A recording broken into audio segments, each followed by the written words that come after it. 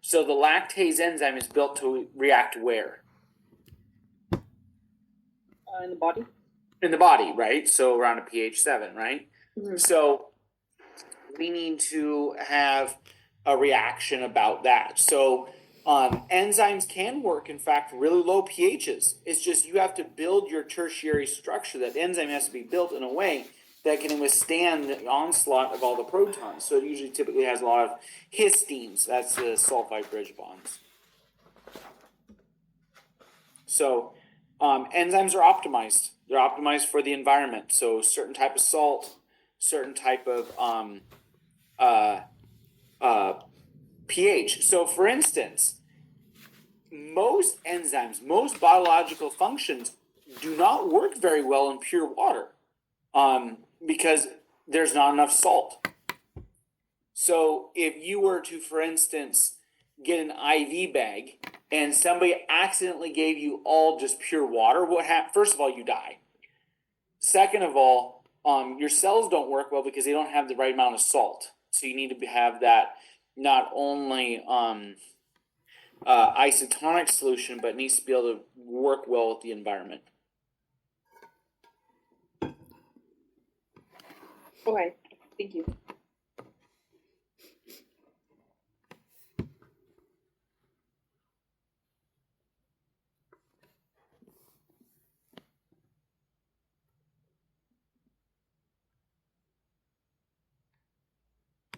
I'm kind of confused on why, like, the protein structure, like, the protein function is dependent on the primary structure. Like, how does the primary structure determine the function of the protein?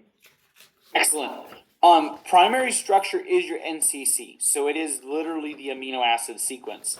So primary structure is what gives rise to the tertiary structure, which ultimately gives rise to the function. So your sequence can vary. So imagine you have a protein that's histine, valine, serine, whatever. That is your sequence of primary structure.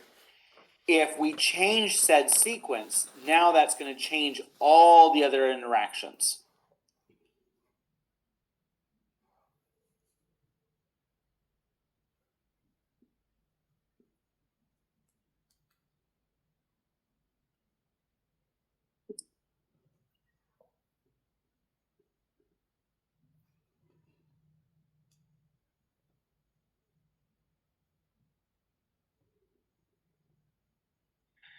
So when you look at primary structure, for instance, the backbone's always the same, NCC, but those R groups are different.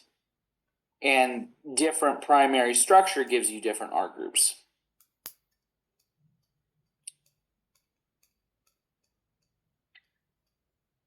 You want to say hi?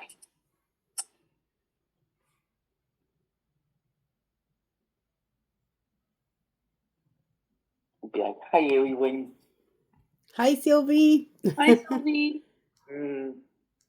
Cutie. You guys, he's Look at you. myself. Hi. Learning so much. Oh, yes. She's going to have a PhD in biology by the time she's 6.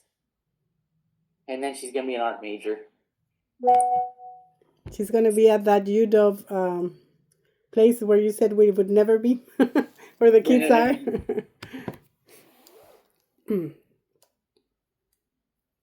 Two science parents produces. I feel bad for her.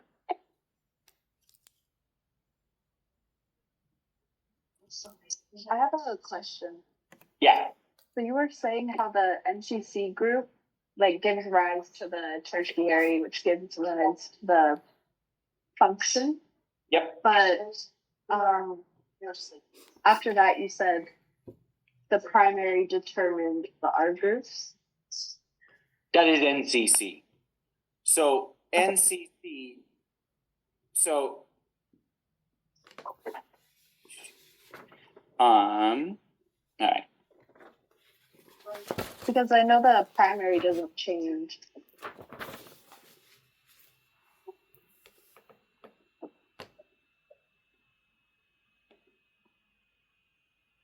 this is one amino acid residue. This is your primary sequence. Primary sequence can change. This is what happens when you get a new allele, for instance. So Sylvie and I both have the blue eye allele. That happens to be a single amino acid residue change. So this R group has now changed, I don't remember what it was, valine to cyranine or something. And that changes the whole pigment structure. So because you have this sequence, say this is like histine, this is valine. If I change this to cyranine, or I don't know what I'm doing here. That's a cyranine. Now I have changed my primary sequence. Therefore, all my other interactions are going to change. So let's imagine valine is hydrophilic. I don't remember what it is. And cyranine is hydrophobic. I'm just making something up. Could be a flipped. I think it's actually flipped. Now I'm changed everything.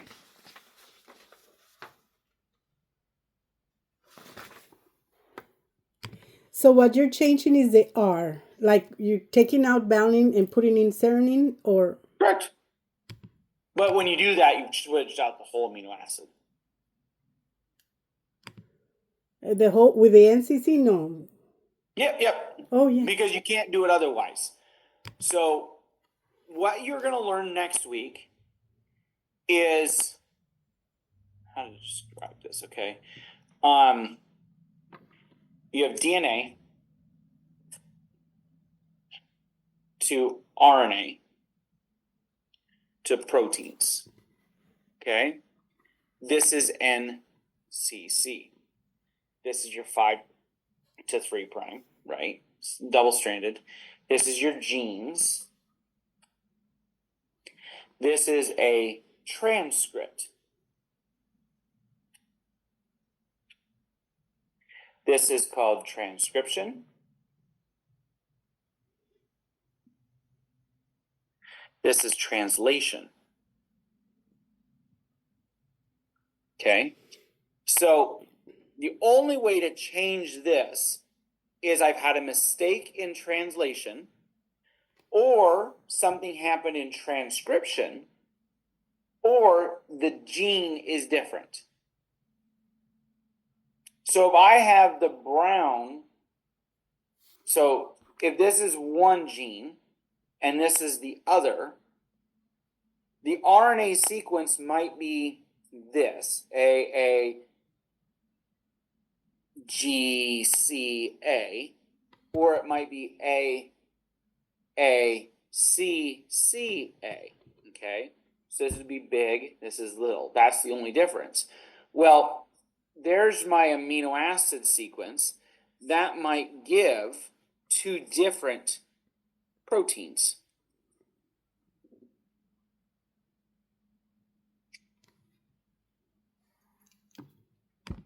And what happened to the blue eyes?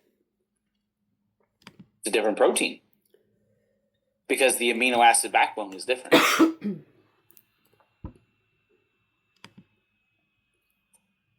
AAG is different than AAC, which will produce a different amino acid. I'm still confused. When we switched them out, when you drew out the NTC with the R groups, Mm-hmm. when you switched them out from I forgot what they were called. But how does that change the backbone? Because it's just a different R group. But Correct. It's how it just the reacts. backbone code. It's just the backbone code. It's just the code. All the backbone is a code. But who changes it, or is it naturally changed? Or Well, that's what I said. It can only happen. There's 3 spots it could happen: transcription, translation, or in DNA. We're going to go over that. That is literally the next 5 weeks. So we don't need to know that right now. You don't need to know that yet. All you need to know is if I change the primary sequences, does that affect the other structural levels? what we're seeing right now is that like the amino sequences would be which one of these, or all? Oh, the NCC. Amino acid sequence is your NCC. Yeah. That is amino acid sequence. That's what we did on our worksheet. You start with Yeah. met, right? So met, val, seer, whatever it is. Those are your amino acids. That's all you know.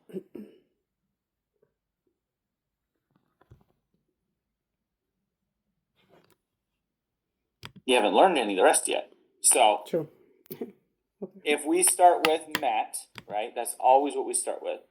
Val, seer. I'm doing this wrong. Okay, so this is my N termini, this is my C termini.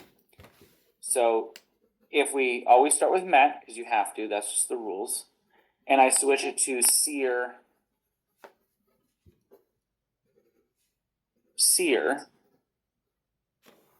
have I changed my primary sequence? Yes. Yes. Therefore, has my secondary sequence changed? Yes. Yes. Has my tertiary?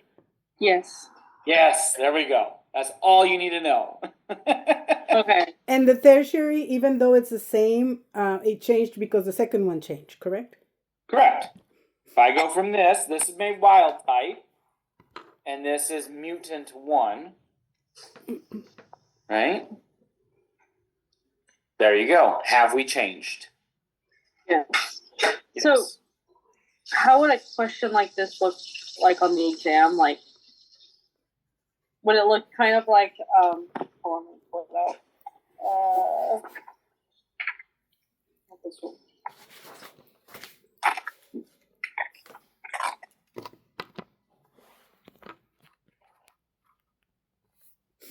I don't think I have the worksheet, but there was one where it was basically like there's wild type, and then there was like 3 different mutations. Yeah. So it would look Lesson. kind Okay.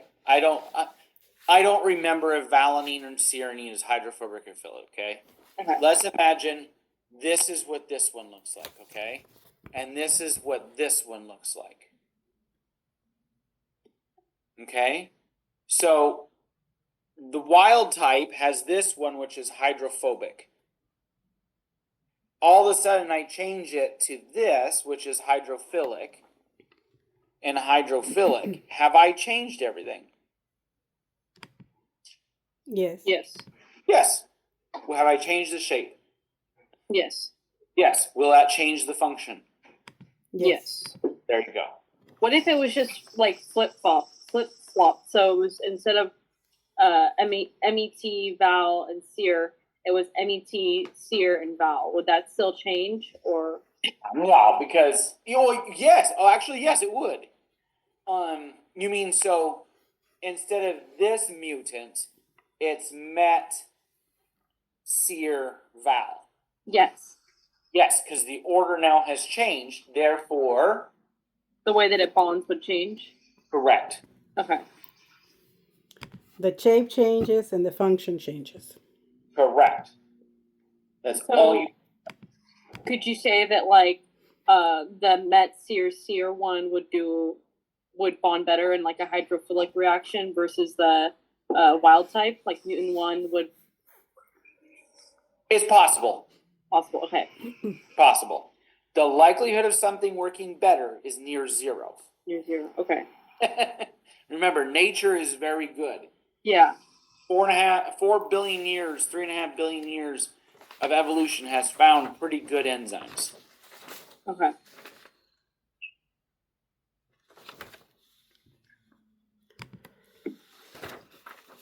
I want to go back to the protein sheet, worksheet, because Okay. I did not record what you told, and I have questions. I still have questions, although some I wrote. What are you looking for when it says in protein sheet says for the A helix diagram? In 1 or 2 sentences, please explain briefly why it makes logical sense for the R groups to point outwards rather than towards the middle of an alpha helix. I don't know. I'm thinking something. Okay? Mhm. So they can't point towards the middle because they're already binding with other things. So they point out and outwards direction To interact with other or with with- other polypeptide chains. Yeah. Because they're going to be like that. Whereas if you're in beta sheets, you can't go this direction inwards because those are your secondary structure. You can only go up or down. Same reasoning. Exact same reasoning. Oh, okay. Yeah. So what's the difference between alpha helix and beta sheet? One is a sheet, like a piece of paper. Other is like a string. So are they two types of This all proteins structures? do is alpha helices or beta sheets. I'm sorry? As all proteins do are alpha helices or beta sheets. They're either or, they not both. Mm-hmm. Well, no, they can have segments of both. Oh, But the okay. primary structure with the secondary structure gives rise to an alpha helice or a beta sheet. The secondary structure gives to either or, It can, depending on the structure. but it's one or the other, or both. At any moment, At the it's sa- one. But if it's a long enough polypeptide chain, it could be both, theoretically. In a polypeptide, it could be both. Okay. Yeah. Typically, people only have straight hair or curly hair. What Yeah. if somebody has like straighter hair towards the top of their head and then towards the bottom of their hair it curls? Not I like hate you. I hate you right now. Why do you have to come up with something like that? Come on! well, mine does that. Like I was gonna say mine too. at the roots, it's pretty straight. It's but then as not it goes- uncommon. I don't care. Quit finding holes in my example.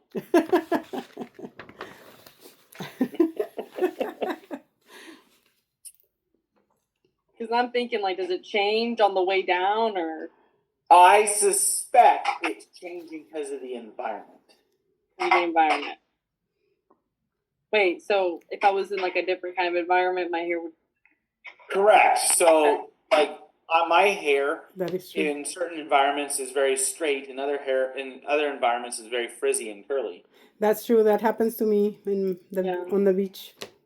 Okay, I found a solution to your problem. I'm not so angry now. Okay. I'm kidding, by the way. I'm just like, students always do this to me. I'm like, I give an example that works pretty well, and they're like, however, what if? You think shit is. Yeah. Okay, H bonding occurs between segments that are both, right? Parallel and anti-parallel. Yeah. Okay. Also from the lab, could you also explain again why it reacted differently with the different sugars and why there was competition between galactose? Uh-huh. So the enzyme has a certain shape. Okay. Okay. So the enzyme kind of looks like this, right? Mm-hmm. And something can fit in there. Okay. So if it has that shape, it will fit. If it does not, it will not Fit. fit. So if I only have a monomer, okay, it might resemble this one. Say that my copying is better. Those two might fit, but it'll fall out instantaneously. So it might slow the enzyme down a tiny bit. Where if you have a dimer that's very closely shaped, it'll slow it down a lot. Okay. And it's not slowing it down. Okay? It's only slowing it down, breaking the one you wanted. The enzyme is still working at the same speed no matter what. So ONPG looks like lactose. The enzyme does not know the difference between ONPG and lactose. So if only ONPG is broken down, it might break down 100 per second. But if you have 50% ONPG and 50% lactose in the solution, it will break down the ONPG half as quickly because it's also breaking lactose. Okay, so that's why it doesn't break down sucrose or glucose or galactose, because they don't look like ONPG. Yeah, it just doesn't fit. Okay. Okay. What were you saying about the monomers and dimers? About how like the monomers will fall out quickly and the dimer will. Well, if the dimer is the right shape, it will be cleaved by the enzyme, or it'll fit the enzyme, because the enzyme wants to take a dimer, right? A monomer is what the enzyme is producing, so the enzyme wants to get rid of those monomers quickly, so they'll fall out quick. Because what does lactose turn into?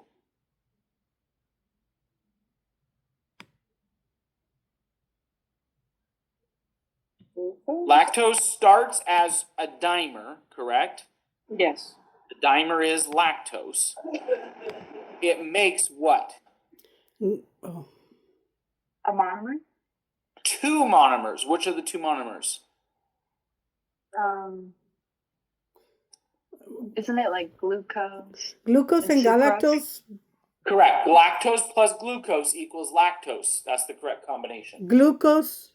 What? No. Galactose and glucose. Yeah, galactose and glucose. Uh-huh. So I thought it was the way around. I thought that glucose and galactose made lactose. Is that what you said? Galactose and glucose? Yeah, they make lactose, or lactose Correct. makes them. Who makes who? Yes. Galactose and glucose make lactose.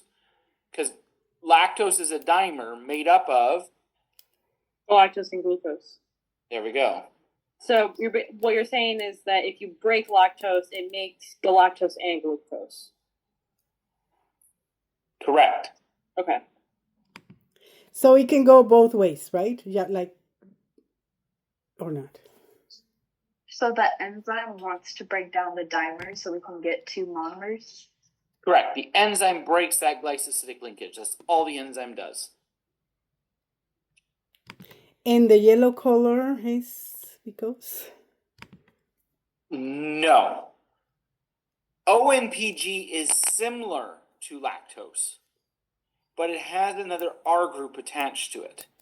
And when that glycosidic linkage is broken, it turns yellow. It's just an indicator. So when it indicates that it broke lactose. It doesn't mean broke lactose, because it might not be a lactose present. Because if you did your first control, which was 1 ml of ONPG plus 20 microliters of enzyme, was there any lactose to begin with? No. No, only ONPG. So all it did by turning yellow was telling you what about the enzyme? It's working with the substrate. It's working. Okay. That's all it's telling you, is it works. It's just telling you that it works. It's not telling you that it's reacting. With anything. It's not telling you what it's doing. It's just telling you it's working. Okay. The Enzyme. ONG is working, or the Enzyme. ONPG is an indicator. uh-huh. The enzyme is working. All the enzyme can do, the ONPG does, is tell you the enzyme is working or it is not working. Okay, That is it. So the ONGP is an indicator that the enzyme is working.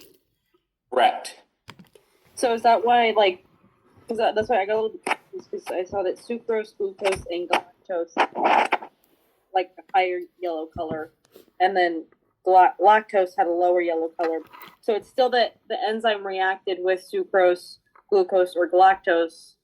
It still reacted with those, right? It's reacting. It's lower and turning yellow. Okay. Because if the enzyme is working with other molecules, can it break ONPG? No, No, because it's working with. the other sugars.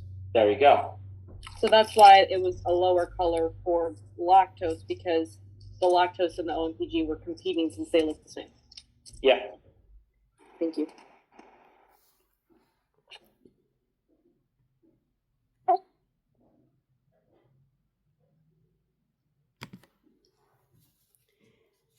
I wanted to go back also to you when you explained why disulfide is the strongest in aqueous solution. Well, it's just a covalent bond that has slight electronegativity between two elements. So it's really strong. Because if for biology, covalent bonds are the strongest, right? Or I forgot. Yeah, well, covalent, sure.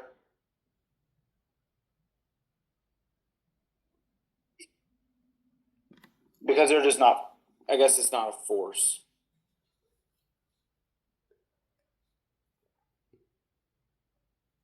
You know, it's not fun, Sylvie. Chemistry. Oh, and back to that model D on the protein structure says, what's the difference between the two H bone interactions above?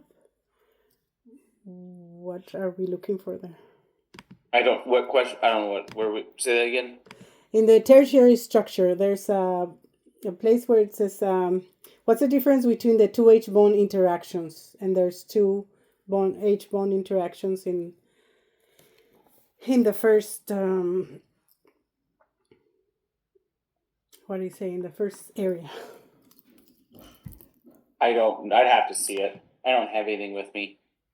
Oh, We can talk about that one tomorrow. okay. So tomorrow we have class, is that? Yep. Okay. Tomorrow we are doing competitive enzyme interactions, and then we are doing another worksheet on membranes. Oh, okay. Are we doing a Yeah. quiz? A quiz? Is that what? Because I see on the canvas it says after exam 1 quiz. Yeah, that's Monday. Oh, that's Monday. Uh-huh. What's that? Is that like, what is that? You'll find out. Is that to see like if we're up to speed for moving on? Yeah. You'll find out. I'm scared. You should be. Why? You shouldn't, but you should be. Essentially what I'll do is I will get most things graded hopefully this weekend or skimmed over. And whatever people did really bad on, we will do it again on Monday. So we're just gonna go over things. So like Monday's like a review if we didn't do good. It's more like a quiz. Like you're going to take the exam again. Oh. Well, it's graded then? What? It's It graded. might be. We'll find out. Depends on how good you do. So do really good this week. You'll be fine. Okay. Okay. Tomorrow we get practice exam, right? Yes. So there'll be practice exam. Everything's normal. It's really important. Okay. This is one of those classes where, very honest, if you fall behind and don't know a concept, you won't learn anything else the rest of the quarter. Okay. And that's a very truthful thing. Like, you have to have this down, or otherwise you won't learn anything. Okay. And then if you don't have all of this mastered this quarter, will you learn anything next quarter? No. No. It starts building and it doesn't stop. So organelles are going to be on there, right? Yeah. And then just enzymes and proteins, right? That's how like we've really done. Enzyme, protein structure, genetic biochemistry, so you got to be able to draw stuff. And we'll do a little bit of membranes, because we're doing that tomorrow. All the macro and micromolecules will be on there. Because that's everything we've done. Because do you need to know how to do macro and micromolecules to be able to assemble DNA? Yeah. Yep. And if you can't do that, then you can't assemble DNA, so what's the purpose of moving on, right? Yeah. Yep. We're good. Everybody will be good. Just have it done. Okay. She's literally dancing on my desk right now, if you want to see. She's literally just dancing. She's like, What you dancing, Sylvie? What's her favorite song? Oh, anything. She loves music. Hmm. And she likes playing with musical instruments. She's crazy with stuff. Maybe she'll be a music major. Could be. Juilliard, School of Juilliard. Do I look rich?